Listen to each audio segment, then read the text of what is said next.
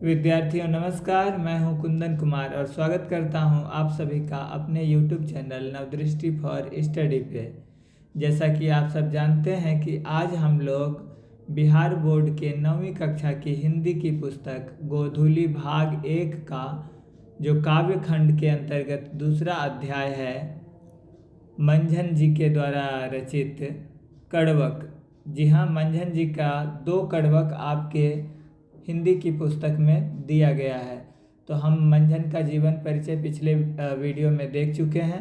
अगर आप मंझन का जीवन परिचय देखना चाहते हैं, उसे समझना चाहते हैं, तो आप वीडियो के डिस्क्रिप्शन में दिए गए लिंक पर क्लिक करके डायरेक्ट वहां जा सकते हैं, उस वीडियो पर जा सकते हैं जिस पर आप मंझन का जीवन परिचय देखना चाहेंगे। डिस्क्रिप्शन में ही दिए गए दूसरे लिंक पर क्लिक करके आप अभ्यास प्रश्न में जा सकते हैं, जिसमें मंझन के द्वारा जो कड़वक दिया गया है इसका अभ्यास प्रश्न हल करके दिखाया गया है। इसके अलावा अगर आप गोधूली भाग 1 के अंदर कोई भी अध्याय, चाहे गद्य का हो या काव्य का, उसे देखना चाहते हैं, पढ़ना चाहते हैं या समझना चाहते हैं, तो इस चैनल पे आपको प्लेलिस्ट मिल जाएगा गोधूली भाग 1 के नाम से, तो आप उसमें जा कर के देख सकते हैं। तो चलिए हम शुरू करते हैं। आज मंझन के द्वारा रचित जो 2 कड़वक आपके पुस्तक में है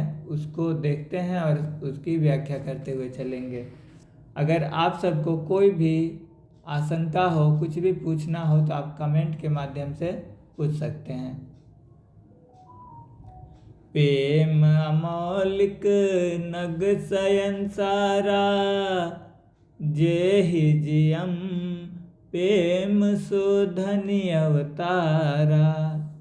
देखिए, इसमें मंझन, जैसा कि बताया गया था पिछले वीडियो में भी, कि ये एक सूफी कवि हैं और सूफी संत जो प्रेम मार्गी होते हैं, प्रेम को महत्व देते हैं। तो इन पदों में वो प्रेम की बात करते हुए क्या कहते हैं कि प्रेम अमौलिक नग शयन सारा, मतलब कि प्रेम जो है अनमोल है। प्रेम मतलब होगा प्रेम, अमौलिक मतलब अनमूल्य, और नग मतलब होता है बेश कीमती रत्न, ऐसा रत्न जो कि बहुत कीमती हो। और शयन सारा मतलब संसार।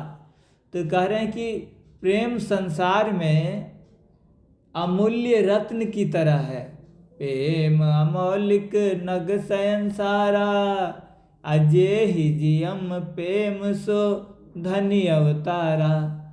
कह रहे हैं कि जेहि जियम प्रेम सो धनि अवतारा। जेहि मतलब जिसका, जियम मतलब आत्मा या हृदय, जिसका हृदय प्रेम सो धनि अवतारा, जिसके हृदय में प्रेम का अवतार हो गया, वह व्यक्ति धन्य है। तो कुल मिला जुला के इनका क्या कहना हुआ कि प्रेम जो है अमूल्य रत्न के समान है। इस संसार में प्रेम की जो ख्याति है एक बेशकीमती रत्न के समान है, और जिसके भी हृदय में प्रेम वास करता है उसका जीवन धन्य हो गया, उसका जन्म लेना धन्य हो गया। धनि अवतारा, उसका जन्म लेना या अवतार लेना धन्य हो गया। तो आगे बढ़ते हैं। प्रेम लागी संसार उपावा, प्रेम गहा विधि परगट आवा। कह रहे हैं मंझन कि प्रेम लागी संसार उपावा, उपावा मतलब प्रकट होना, कि प्रेम के लिए ही संसार आया है, प्रकट हुआ है। संसार जो बना है ये प्रेम के लिए ही बना है। प्रेम लागी संसार उपावा, अब प्रेम गही विधि परगट आवा। अब प्रेम के लिए, प्रेम गहा विधि परगट आवा मतलब विधि मतलब होता है विधाता। तो प्रेम को पाने के लिए ईश्वर भी प्रकट हो जाते हैं। कहा जा रहा है लेखक मंझन के द्वारा, इन अगर चारों लाइन की बात करें तो संसार में प्रेम अनमोल पत्थर के तरह है, बेशकीमती रत्न के तरह है। जिसके भी हृदय में प्रेम का वास हो गया उसका जन्म लेना धन्य हो गया। जी हाँ, इस संसार में उसका जन्म लेना धन्य हो गया। कह रहे हैं कि प्रेम के लिए ही संसार प्रकट हुआ है, संसार का निर्माण हुआ है या संसार बना है। ये सब संसार प्रेम के लिए ही बना है। और प्रेम को पाने के लिए प्रेम गहा विधि प्रगट आवा, प्रेम को पाने के लिए विधाता भी प्रकट होते हैं, अवतार लेते हैं। क्या?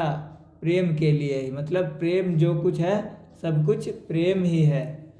अप्रेम जोई सम सृष्टि अंजोरा, दोसर न पाव प्रेम कर जोरा। कह रहे हैं कि प्रेम से ही संसार प्रकाशित है। प्रेम ज्योति सम सृष्टि अंजोरा, ज्योति मतलब प्रकाश, सृष्टि मतलब सृष्टि, अंजोरा मतलब उजाला। तो प्रेम ज्योति सम सृष्टि अंजोरा मतलब प्रेम के प्रकाश से ही सृष्टि में प्रकाश फैला हुआ है। अगर प्रेम ना हो तो सृष्टि में प्रकाश नहीं रहेगा, रोशनी नहीं रहेगी, चारों तरफ अंधेरा हो जाएगा। अगर प्रेम है तभी सृष्टि में चारों तरफ प्रकाश है। प्रेम ज्योति, प्रेम के प्रकाश से सम सृष्टि अंजोरा, सारी सृष्टि में उजाला है प्रेम के प्रकाश से ही। और दोसर न पाव प्रेम कर जोरा, दूसरा कुछ भी प्रेम के समान नहीं है। इस संसार में प्रेम के समान दूसरा कुछ भी नहीं है। दोसर न पाव, दूसरा कोई प्रेम का बराबरी नहीं कर सकता। दोसर न पाव प्रेम कर जोरा। बिरुला कोई जाके सिर भागू, असो पावे यह प्रेम सुहागू। कहा जा रहा है कि बिरला कोई जाके सिर भागू, मतलब संसार में दुनिया में कैसे बिरले ही लोग होते हैं जाके सिर भागू, जिसके किस्मत में सो पावे या प्रेम सुहागू, जिसके किस्मत में प्रेम है। तो संसार में ऐसे बिरले ही लोगों का किस्मत है जिनके भाग्य में प्रेम है, अन्यथा सबको प्रेम भी नहीं मिलता। तो कहा जा रहा है, एक बार फिर से देख लीजिए, बिरला कोई जाके सिर भागू, मतलब ऐसे किस्मत वाले लोग बहुत बिरले हैं, बहुत कम ही लोग हैं। असो पावे यह प्रेम सुहागू, जो प्रेम का सौभाग्य, जो प्रेम को पाने का सौभाग्य प्राप्त कर पाते हैं। तो मतलब ऐसे बिरले ही लोग होते हैं जिन्हें प्रेम को प्राप्त करने का सौभाग्य मिलता है। सबद ऊंच चारिहु जुग बाजा, अप्रेम पंथ सिर नहीं सोई राजा। देख लीजिए एक बार फिर से, सबद ऊंच चारिहु जुग बाजा, अप्रेम पंथ सिर देई सोई राजा। कह रहे हैं यहाँ कवि कि सबद ऊंच चारिहु जुग बाजा, मतलब चारों युगों में, चारों युगों में एक ही शब्द है जो हमेशा ऊंचा रहा। सबद ऊंच चारिहु जुग बाजा, चारों समय में एक शब्द है जो ऊंचा रहा, हमेशा एक शब्द है जो बार बार दोहराता रहा गया, जो रटा गया। अप्रेम पंथ सिर देई सोई राजा।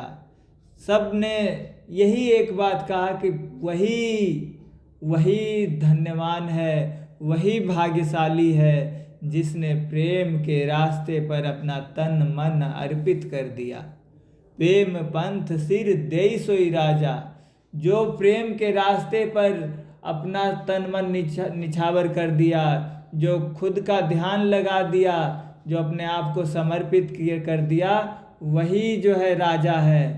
तो क्या कह रहे हैं कि सबद ऊंच चारिहु जुग बाजा, अप्रेम पंथ सिर देई सोई राजा, कि चारों ही युगों में एक ही शब्द बार बार गूंजा है कि वही राजा है जिसने प्रेम के रास्ते में अपना तन मन अर्पित कर दिया। देखिए अब अंतिम में दोहा है, पहले कड़वक का अंतिम ये चौपाई समाप्त हो गया। यहाँ पे दोहा में क्या है कि प्रेम हाट चहुँ दिसी है पसरी, गई बन जऊ जई लोई। अल्लाह ओ फल गाहका, जनि डहकावे कोई। कह रहे हैं मंझन जी कि प्रेम हाट चहुँ दिसी है पसरी, मतलब प्रेम का हाट मतलब बाजार, प्रेम का हाट संसार में चारों तरफ पसरा हुआ है, फैला हुआ है। पसरना मतलब फैलना, फैला हुआ। कि प्रेम हाट प्रेम का बाजार चहुँ दिसी चारों दिशाओं में है पसरी, फैला हुआ है। और गए बनी जो जे लोई, कह रहे बनी जो मतलब वाणिज्य या व्यापार, क्योंकि चारों दिशा में प्रेम का बाजार फैला हुआ है और आपको क्या करना है, बस व्यापार करना है, वहाँ पे खरीदारी करना है।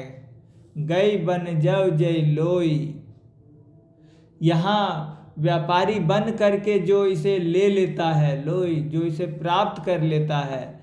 तो प्रेम का बाजार चारों दिशा में फैला हुआ है, यहाँ व्यापारी बन करके जो इसे प्राप्त कर लेता है। अल्लाह औ फल गाह का, जन डहकावे कोई।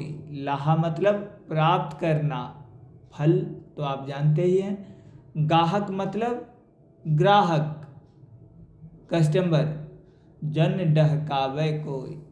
कह रहे हैं कि यहाँ जब चारों दिशा में जो प्रेम रूपी बाजार फैला हुआ है, यहाँ जब आप व्यापारी बन करके प्रेम प्राप्त करेंगे, लाहा और फल प्रेम का फल जब आप प्राप्त करेंगे ग्राहक बन करके, तो जनि डहकावे कोई, जब आपको प्रेम का फल प्राप्त हो जाएगा तो आपको कोई कितना भी भ्रमित करना चाहे, कोई कितना भी बहकाए, आप भ्रमित नहीं होंगे। तो इसी के साथ ये जो पहला पद था कड़वक का वो समाप्त होता है और अब हम लोग यहाँ से दूसरा पद देखेंगे। चलिए अब हम लोग शुरू करते हैं दूसरा कड़वक जो आपके पुस्तक में दिया गया है, इसका अर्थ समझते हैं और इसकी व्याख्या समझने की कोशिश करते हैं। देखते हैं कि क्या कहा जा रहा है कि अमर न होत कोई जग हारे, अमरी जो मरे तेहि मीचु न मारे। कहा जा रहा है कि अमर न होत कोई जग हारे, अमरी जो मरे तेहि मीचु न मारे। मीचु मतलब भी होता है मृत्यु। तो कहा कि कोई अमर नहीं होता है संसार में, अमर न होत कोई जग हारे, जग मतलब संसार। इस संसार में कोई भी अमर नहीं है, अमरी जो मरे तेहि मीचु न मारे। जो भी संसार में जन्म लिए हैं उसे एक न एक दिन मरना है, और कोई भी व्यक्ति जो जन्म लिया है उसे मृत्यु मारती है और कोई कुछ और नहीं मार सकता। कोई भी व्यक्ति अमर नहीं है और सबको एक न एक दिन मरना है, ठीक है। अमर न होत कोई जग हारे, मरी जो मरे तेहि मीचु न मारे। कि जो भी व्यक्ति संसार में जन्म लिया है उसे एक न एक दिन मृत्यु मार ही देती है, किंतु जो प्यार करता है, जो प्रेम में रहता है, तो प्रेम जिसे मारता है, जो प्रेम में खुद को अर्पित कर देता है, उसे मृत्यु नहीं मारती है। देखिए आगे क्या कह रहे हैं कि प्रेम के आगे सही जे आचा, सो जग जनमी काल से बाचा। प्रेम के आगे सही जे आचा, तो आँच मतलब ताप, प्रेम के आगे मतलब प्रेम के आग में, आगी मतलब आग, प्रेम के आग में सही जे आँचा, जो प्रेम के प्रेम रूपी आँच का जो भी ताव बर्दाश्त करता है, जो प्रेम के आग का आँच बर्दाश्त करता है, जो उस आँच को सहता है, मतलब ये हुआ कि प्रेम के रास्ते में आने वाली कठिनाइयों से जो टकराता है, घबराए बिना व्याकुल नहीं होता है, सब सहता है, बर्दाश्त करता है, सो जग जन्म काल से बाँचा। तो वह व्यक्ति जन्म और वह व्यक्ति काल उपरांत काल, हर एक काल में, सो जग जन्मी काल तेउ बाँचा। उस व्यक्ति की तारीफें, उसकी उसका नाम, उसका शोहरत, काल जो समय होता है वो हर युग में खुद ही सुनाता है। मतलब ये हुआ कि प्रेम के आगे सही जय आँचा, सो जग जन्मी काल तेउ बाँचा। मतलब कि जो व्यक्ति प्रेम के आग में खुद को झोंक देता है, उसकी ताप को बर्दाश्त करता है, आने वाले समय में खुद संसार ही उसके नाम को हर काल में एक दूसरे को सुनाते हैं, उसका चर्चा करते हैं। वो कभी मरता नहीं, मतलब उसका नाम जो है अमर हो जाता है। अब प्रेम शरण जही आप उबारा, सो ना मरे काहू कर मारा। तो कह रहे हैं प्रेम के शरण में, प्रेम शरण जही आप उबारा, आप मतलब स्वयं। तो प्रेम के सीढ़ी पर, शरणी मतलब सीढ़ी या सोपान या रास्ता जो भी कह लीजिए, तो प्रेम के रास्ते पर, प्रेम की सीढ़ी पर जो व्यक्ति खुद ही से आपू उबारा, जो खुद ही से चला जाता है, सो ना मरे काहू कर मारा, उसे जो प्रेम के रास्ते पर खुद को अर्पित कर दिया, उसे फिर कभी कोई भी नहीं मार सकती, उसे मृत्यु भी नहीं मार सकती है। क्यों? देखिए कि प्रेम शरण जही आप उबारा, सो ना मरे काहू कर मारा,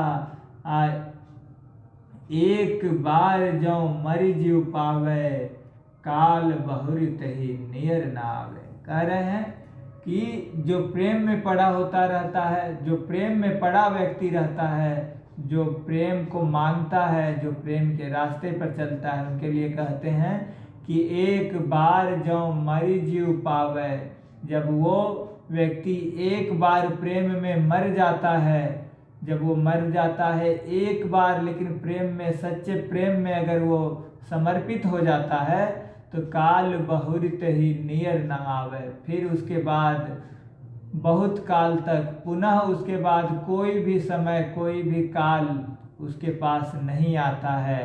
मृत्यु का फल अमृत होई गया, निश्चय अमर ताही कै काया।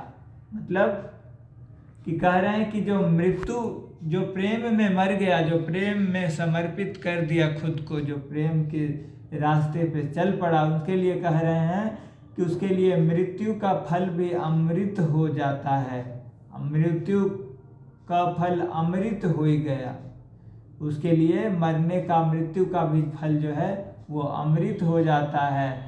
निश्चय अमर ताही कै काया, कि जो उसकी काया, काया मतलब क्या होता है? शरीर, देह, उसका जो शरीर है वह निश्चय ही अमर हो जाती है। अमर मतलब अमर, तो उसकी काया, उसकी देह और उसका नाम जो है हमेशा के लिए अमर हो जाता है। एक बार और देख लेते हैं कि मृत्यु का फल अमृत हो गया, निश्चय अमरता ही के काया। जो प्रेम में खुद को समर्पित कर दिया वो सदा के लिए अमर हो गया, उसका शरीर जो है, उसका देह सदा के लिए अमर हो गया। अजौ जीव जानहि काल भौं, प्रेम शरण करिने, अफिरै दुहुम जग काल भौं। माफ कीजिएगा। ज्यों ज्यों जानहु काल भौं प्रेम शरण करिने, फिरै दुहुम जग काल भौं शरण काल जग प्रेम। यहाँ पे कह रहे हैं कवि कि जैसे माफ कीजिएगा, एक लाइन में नहीं हो गया, ठीक है। ज्यों जीव जानहु काल भौं, जो जीव मतलब जीव जंतु, जैसे हम लोग भी एक प्रकार के जीव ही हुए ना। तो ज्यों जीव जानहि काल भौं, जो जीव जो भी प्राणी इस काल को जानता है, इस समय को जानता है, और जो भी इस बात को जानता है। किस बात को? जो ऊपर बता रहे हैं, कवि ने बताया प्रेम के बारे में कि प्रेम क्या है, प्रेम के जो सच्चाई है उसको जो जानता है उसके बारे में कह रहे हैं कि ज्यों जीव जानहि काल भौं, जो भी व्यक्ति जो भी प्राणी इस बात को जानता है, प्रेम शरण करिनेम, वो प्रेम के मार्ग में स्वयं को नियम धर्म के से स्थापित कर देता है। जी हाँ, शरण मतलब सीढ़ी, प्रेम शरण मतलब प्रेम के डगर पे, प्रेम के रास्ते पर, करी नेम, और नेम मतलब जो नियम से चलना होता है, नियम धर्म व्रत करते हैं ना। अब एक नियम से कि सुबह उठ करके खाना जब तक नहीं खाएंगे जब तक नहा धो के पूजा ना कर लें। जो लोग ऐसा मानते हैं तो वो कभी बिना पूजा किए नहीं खाते हैं। तो ये क्या हुआ? नियम धर्म से चलना। इसी को लेकर कह रहे हैं कि जो भी व्यक्ति जानता है सच्चाई को, प्रेम से जो भी व्यक्ति प्रेम से जो भी व्यक्ति वाकिफ है, वो प्रेम के रास्ते पर स्वयं को समर्पित कर देता है और नियम धर्म से प्रेम का पूजा करता है, और प्रेम बांटता है, प्रेम लेता है, प्रेम देता है। किसी के साथ आप प्यार बांटिएगा तो आपको भी प्यार मिलेगा। अब फिरै दुहुम जग काल भौं शरण काल जग प्रेम। कह रहे हैं और जो व्यक्ति प्रेम को नहीं पहचानता, जो इसे इग्नोर करता है, उसकी रास्ते पर नहीं चलता है, फिरै दुहुम जग काल भौं, वो दोनों युगों में, दोनों कालों में वो मंडराता रहता है। शरण काल जग प्रेम। कहने का मतलब आपको ये बात समझना होगा कि एक शब्द होता है मोक्ष। मोक्ष क्या होता है कि कहते हैं कि अगर आप मोक्ष को प्राप्त कर जाते हैं तो जीव को जन्म मरण के चक्र से छुटकारा मिल जाता है, और जब तक आपको मोक्ष की प्राप्ति नहीं होगी तब तक आपको जीवन मरण से छुटकारा नहीं मिलेगा। तो एक योनि में जन्म लेंगे, फिर मृत्यु होगा, फिर दूसरे योनि में जन्म लेंगे, और संसार में बार बार मृत्यु लोक में आएंगे, जन्म लेते रहेंगे, मरते रहेंगे। और कहते हैं जब मोक्ष की प्राप्ति हो जाती है तब हमें जन्म मृत्यु के चक्र से मुक्ति मिल जाती है। तो उसी को यहाँ पे बात करते हुए कह रहे हैं कि अगर आप प्रेम के रास्ते में खुद को समर्पित कर देते हैं तो आपको मोक्ष की प्राप्ति हो जाएगी। आप एक बार ही संसार में प्रेम को समर्पित करेंगे खुद को, आपका नाम रहेगा जो अमर हो जाएगा सदा के लिए, और आप उसके बाद जब मृत्यु को प्राप्त होंगे तो दोबारा जन्म लेने की जरूरत नहीं पड़ेगी। और जो व्यक्ति इस बात को नहीं समझता है, प्रेम के महत्व को नहीं जानता है, और जो प्रेम में खुद को प्रेम के पीछे निछावर नहीं करता है, उसे बार बार जन्म मृत्यु के चक्कर में लगे रहना पड़ता है, और बार बार जन्म लेता है, बार बार मृत्यु को शिकार होता है, और इसी संसार में बार बार भटकता रहता है। फिरै दुहुम जग काल भौं शरण काल जग प्रेम।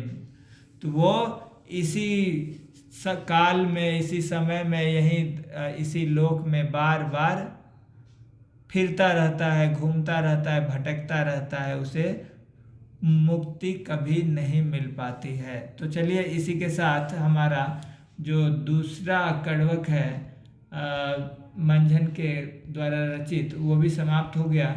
इसका आप संपूर्ण व्याख्या समझ चुके होंगे। अगर कुछ नहीं समझ में आया होगा तो आप हमें मैसेज कर सकते हैं। साथ ही एक बात और बता दूं कि जब भी आप एग्ज़ाम में लिखने जाएं तो इनमें से किसी का भी व्याख्या आ जाए तो व्याख्या करने से पहले संदर्भ प्रसंग डालना ना भूलें। धन्यवाद।